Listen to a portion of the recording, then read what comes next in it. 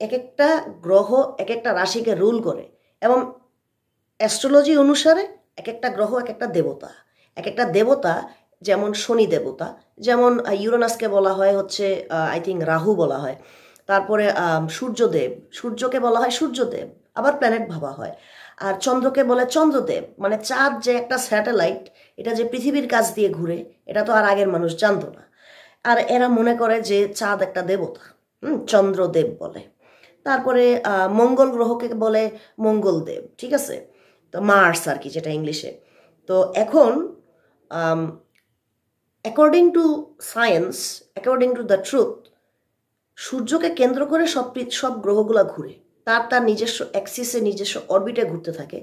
এবং প্রত্যেকটা গ্রহের সাথে, প্রত্যেকটা সূর্যের সাথে প্রত্যেকটা গ্রহের এবং একে অপর গ্রহের সাথে কিন্তু মাধ্যাকর্ষণ শক্তি আছে, যার জন্য তারা বিভিন্ন দিকে ছিটকে যায় না, তারা একটা সিস্টেমে এভাবে আবদ্ধ হয়ে তারা এভাবে ঘুরতে থাকে পৃথিবী সহ আপনার মঙ্গল গ্রহ and every other 9 planets, all the 9 planets keep orbiting around the sun.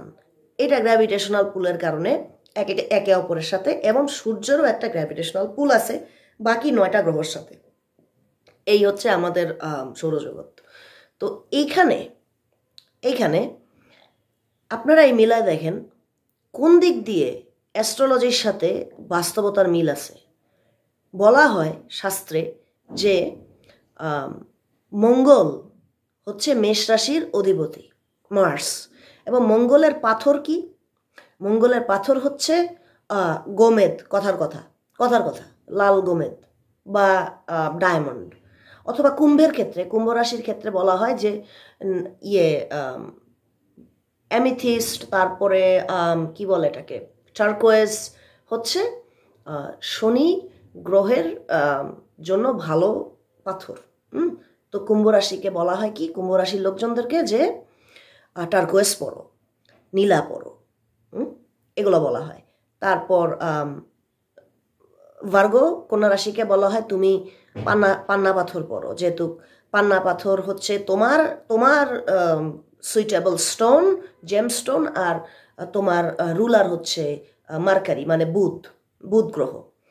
তো এখন আপনারাই মিলায় দেখেন, আমরা পৃথিবীতে এই সমস্ত জেম স্টোনগুলো কিনতে পাই, আমরা মাইনিং করে এগুলো উঠাই আমরা আমাদের জুয়েলারিতে ইউজ করি, বিভিন্ন কাজে ইউজড হয় অনেক সময়। তো এগুলা যদি আমার পৃথিবীতেই পাওয়া যায়, পৃথিবীর মাটিতেই পাওয়া যায়, তাহলে আমার শনি গ্রহের সাথে নীলা পাথর, টার্কোয়েজ পাথরের কি সম্পর্ক? আমি কি স্যাটার্নে গিয়ে ওই পাথরগুলো আনছি, এনে গায়ে দিছি? বিষয়টা তো তা না, কারণ স্যাটার্নে তো মানুষ নামতেই পারে নাই আজ পর্যন্ত। তারপরে চন্দ্র, চাঁদে পার্ল পাওয়া যায় না। চাঁদ একটা স্যান্ডি বিচের মতো একটা ব্যারেন ল্যান্ড, হ্যাঁ, এই ধূসর রঙের। চাঁদে তো আর পার্ল পাওয়া যায় না। তাহলে কেন কর্কট রাশির ক্ষেত্রে বলা হয় যে তোমরা পার্ল পরবা? কারণ চন্দ্র পাথর হচ্ছে পার্ল। আমি কি পার্ল কিনতে পৃথিবীতেই আমি পার্ল কিনি? পৃথিবীতেই পার্ল পাওয়া যায়, নাকি আমার চন্দ্রের থেকে পার্ল কিনে আনা লাগছে? কোনটা?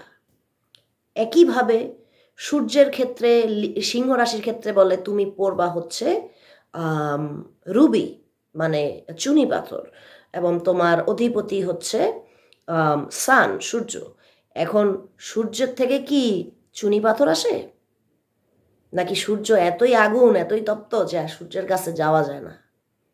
সূর্যের যে পাথর, সে তো পৃথিবীর মাটি থেকেই তো এগুলো উঠানো হয়।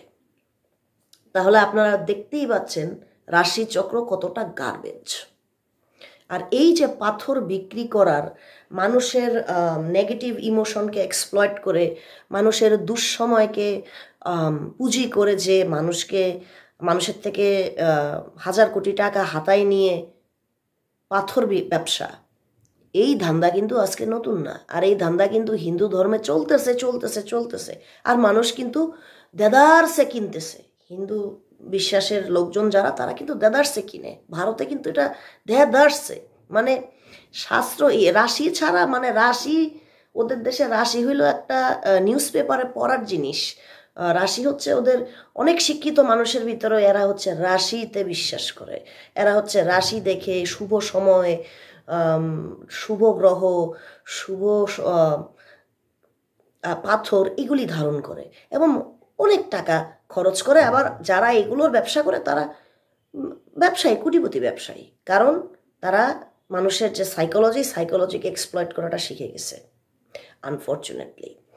এখন তারা এটা তাদের ধর্ম বলুক, তাদের কালচারের অংশ বলুক, এইটা একটা ফ্রড বিজনেস। এইটা একটা ফ্রড বিজনেস।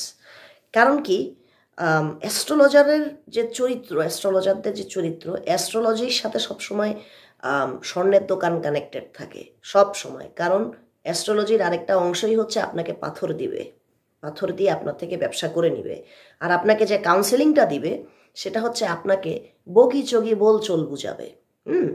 তো এর জন্য আমি বলবো ব্যক্তিগতভাবে, আপনার যদি ভাগ্য জানতে হয় তাহলে আপনি নিজের উপরে রিলাই করবেন, আপনি কোনো পাথরের উপরে রিলাই করবেন না। কারণ পাথর আপনাকে কোনো এক্সট্রা পাওয়ার, সুপার ন্যাচারাল পাওয়ার দিবে না।